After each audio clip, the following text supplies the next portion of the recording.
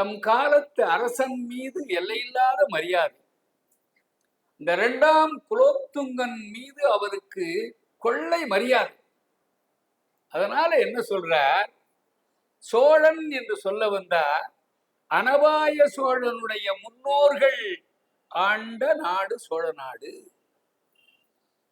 இந்த நாட்டுக்கு வளம் சேர்க்கக்கூடியது காவிரி ஆறு. அதனால சோழ நாட்டை காவிரி நாடு என்று சொல்லுகிற மரபு உண்டு. காவிரியினால் தான் சோழ நாடு வளம் பெற்றது. காவிரி முப்பற்றத்திற்கு ஒரு தனிச்சிறப்பு உண்டு. காவிரி கடலோடு கலக்கக்கூடிய இடம் காவிரி பூம்பட்டினம். அது காவிரி சங்கமம் என்று கொண்டாடப்படக்கூடிய பகுதி. சேக்கிழார் சொல்றார், பெரிய கடல், அதை புனிதமாக ஆக்குவது என்பது செயற்கரிய செயல். ஆனால் இந்த காவிரி ஆற்றினுடைய பெரு வெள்ளம் காவிரி நாட்டையெல்லாம் வளப்படுத்தி விட்டு கடைசியாக கடலில் கலந்து கடலையும் தூய்மையாக்கி விடுகிறதுங்கிறார். ஆறு கடலை தூய்மையாக்குகிறது. அளவில் சிறிய ஆறு பரந்திருக்கக்கூடிய கடலை தூய்மைப்படுத்துகிறது, கடலுக்கு புனிதம் உண்டாக்குகிறது. கடல் என்பதே கடந்து கடக்க முடியாதது கடல். ஆழமாக இருப்பதனால் ஆழி, பரந்திருப்பதினால் பறவை. இப்படி கடலுக்கு பல பேர். அந்த கடலை புனிதமாக்குகிறது காவிரி. அதை சொல்றார், பொன்னி நன்னதி மிக்க நீர் பாய்ந்து புணரி தன்னையும். நீர் நிலத்தோடு சேர்ந்து இருக்கிறது, கடல் நிலத்தோடு சேர்ந்து இருக்கிறது. கடல் பிரியவே இல்லை நிலத்தை. அதனால புணரி என்று கடலுக்கு ஒரு பெயர். புணரி தன்னையும் புனிதமாக்குவதுவோர் நன்னெடும் பெரும் தீர்த்தம் முன் உடைய நலம் சிறந்தது வளம் புகார் நகரம். அதற்கு ஏன் புகார் நகரம் என்று பெயர் வந்தது? அந்த ஊரில் இருப்பவர்கள் வாழ்க்கையை தேடி இன்னொரு ஊருக்கு புக மாட்டார்கள். அந்த வேறு இடத்திற்கு செல்லாமல் அந்த ஊரிலேயே நிலையாக இருப்பவர்களாம். இளங்கோவடிகள் இப்படி பழங்குடிகள் பொருந்தி வாழக்கூடிய புகார் நகரம்னு சொன்னார். ஏன் தெரியுமா?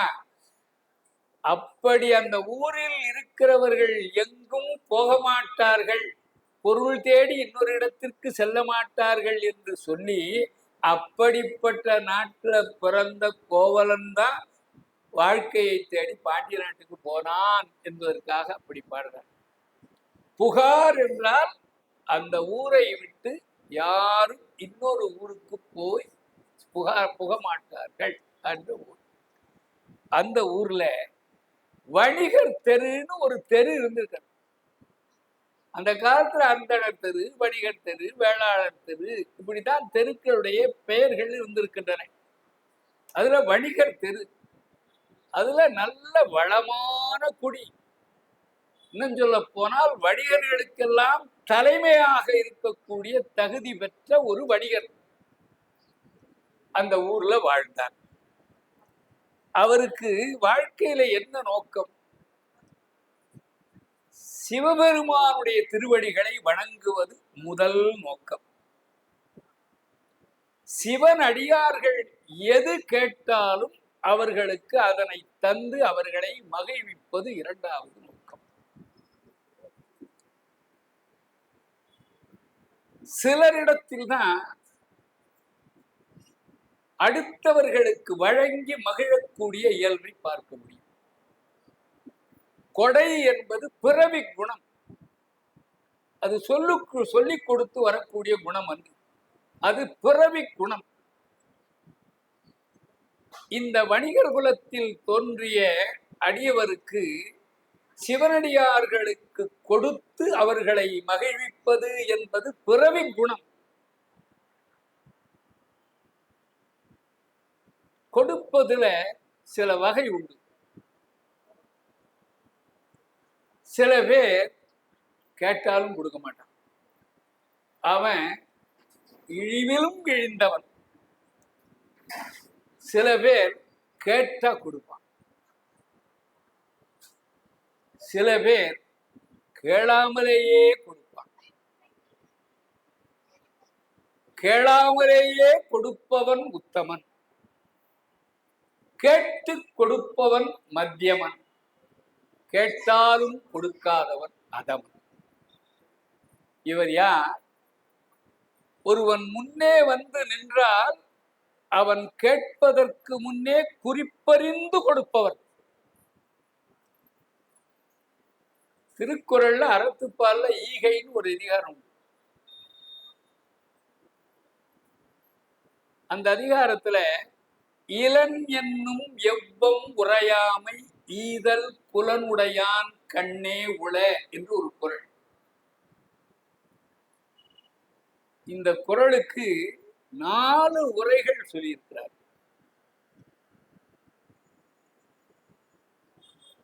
இளன் என்னும் எவ்வம் உரையாமை, என்கிட்ட ஒண்ணும் இல்லைன்னு இன்னொருவனிடத்தில் போய் சொல்லாமை.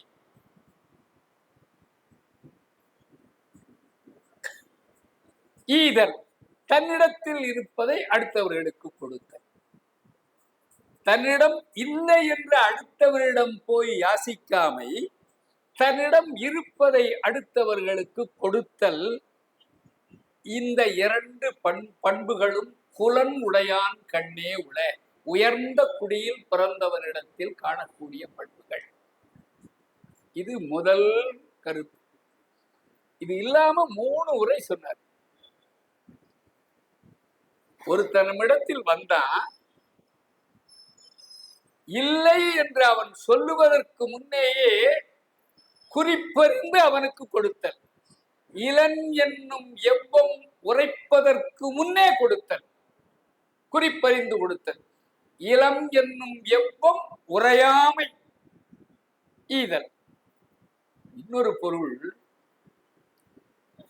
வந்து கேட்கிறான், ஐயோ என்கிட்ட இல்லையே, நேத்தி தானே 1000 ரூபாய் இருந்தது குப்புசாமிக்கு கொடுத்தேன், நீ நேத்திக்கு வந்திருந்தா கொடுத்திருப்பேன், இப்ப என்கிட்ட இல்லையே என்று இளன் என்னும் எவ்வம் உரையாமை, தன்னிடத்தில் பொருள் இல்லை என்று சொல்லாமல் கொடுத்தல்.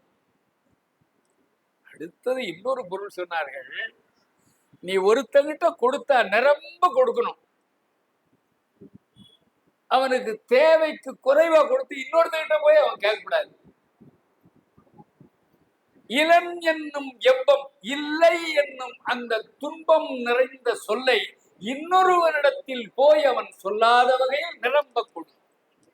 இளன் என்னும் எவ்வம் உரையாமை ஈதல் புலனுடையான் கண்ணே உள. இப்படி ஒரு அருமையான பொருள். இவர் எப்படிப்பட்டவரா? மிக்க சீர் அடியார்கள் யாவரேனும் வேண்டும் யாவையும் இல்லை என்னார். அடியார்கள் யாராவது வந்தா அவர்களுக்கு என்ன தேவையோ அந்த தேவையை அவர்கள் சொன்னால் இல்லை என்று சொல்லாமலேயே யாவையும் இல்லை என்னாதே இக்கடற்படி நிகழ முன் கொடுக்கும் இயல்பின் நின்றவர் உலகு இயற்பகையார். இதான் உலக இயற்கைக்கு பகை. யார் கேட்டாலும் இல்லை அப்படிங்கிற சொல்லே இல்லை, அப்படி கொடுக்கிறோம். அப்படிப்பட்ட ஒரு பண்பு இவர்.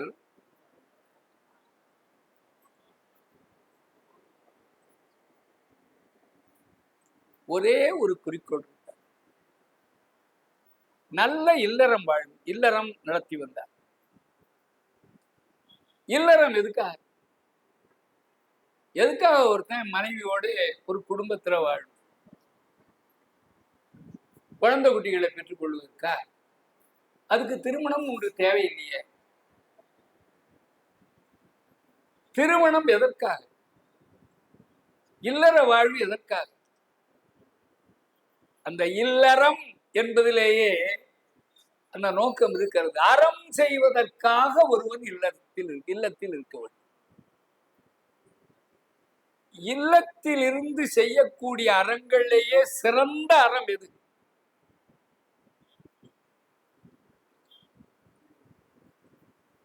இல்லறத்தில் இருக்கக்கூடியவன் செய்யக்கூடிய சிறந்த அறம் விருந்தோம்பல்.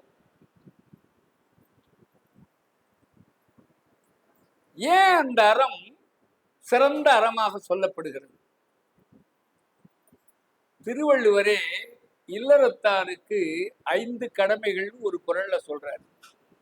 தென்புலத்தார், தெய்வம், விருந்து, ஒக்கல், தான் என்றாங்கு ஐம்புலத்தாறு ஓம்பல் தலை. இதுல தென்புலத்தார் என்றால் பிதிரர்கள் சொல்றார்கள், முன்னோர்கள்னு சொல்லுகிறார்கள். சேக்கிழார் சுவாமிகள் தென்புலத்தார்னா குறவர்கள்ங்கிறார், ஆச்சாரியர்கள்ங்கிறார். தென்புலம் அப்படின்னா தெளிந்த அறிவுடையவர்கள். ஒவ்வொரு குடும்பத்துக்கும் ஒரு குரு இருப்பார். சேக்கிழார் தென்புலத்தார்ங்கிறதுக்கு குருக்கள் என்று பொருள் சொல்றார். ஆனா தென்புலத்தார் என்பதற்கு என்ன பொருள் சொல்லுவார்கள் என்றால் பிதிரர்கள் என்று சொல்வார், முன்னோர்களுக்கு. தெய்வத்திற்கு தெய்வத்திற்கு தொண்டு செய்கிறோம். விருந்தோம்புதல் அது ஒரு அவசியமான கடமை. சுற்றத்தினரை காத்தல், செழுங்களை தாங்குதல், செல்வத்தினுடைய பயன், தன்னை காத்துக் கொள்ளுதல் என்று 5 கடமைகளை சொன்னார். இல்வாழ்க்கைங்கிற அதிகாரத்துல, விருந்தோம்பல்ங்கிற அதிகாரத்துல என்ன சொல்றார்? இல்லறத்துல இருக்கிறதனுடைய நோக்கமே விருந்தோம்புதல் தான், வேற ஒண்ணும் இல்லைங்கிறார். இருந்தோம்பி இல்வாழ்வது எல்லாம் விருந்தோம்பி வேளாண்மை செய்தற் பொருட்டு. என்னடா இது? திருவள்ளுவர் முன்னாடி இல்லறத்தானுக்கு 5 கடமைகள்னாரு, இங்க இல்லறத்தானுக்கு விருந்தோம்புதலே கடன்கிறார என்றால் அதுல ஒரு நுட்பம் இருக்கிறது. இல்லறம் என்பது என்ன? கணவனும் மனைவியும் கூடி வாழக்கூடிய அமைப்பு இல்லையா? இந்த அமைப்பிலிருந்து 5 வகை கடமைகளையும் ஒரு செய்ய வேண்டும். இந்த